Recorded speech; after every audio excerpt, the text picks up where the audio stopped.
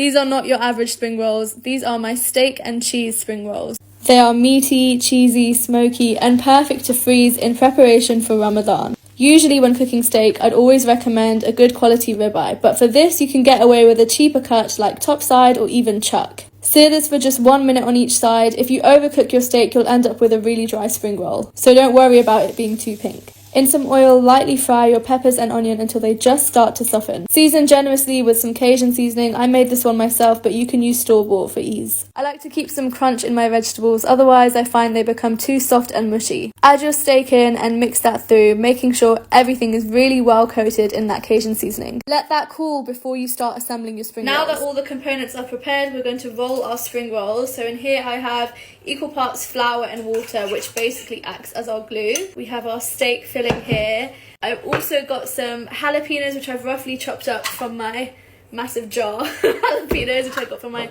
local wholesaler. And I have some cheese. I've got red Leicester and mature cheddar, and I've basically cut it into long rectangles like this so that they're spring roll shaped. So we have our samosa sheet slash spring roll sheet, steak in the center, cheese. I'm going to use red Leicester for this one. Jalapenos. So first you roll in the sides, like that, and then the bottom, and then keep it nice and tight all the way up. Before you get to the edge, you're going to take some of your glue, put it onto the flap, finish rolling all the way up.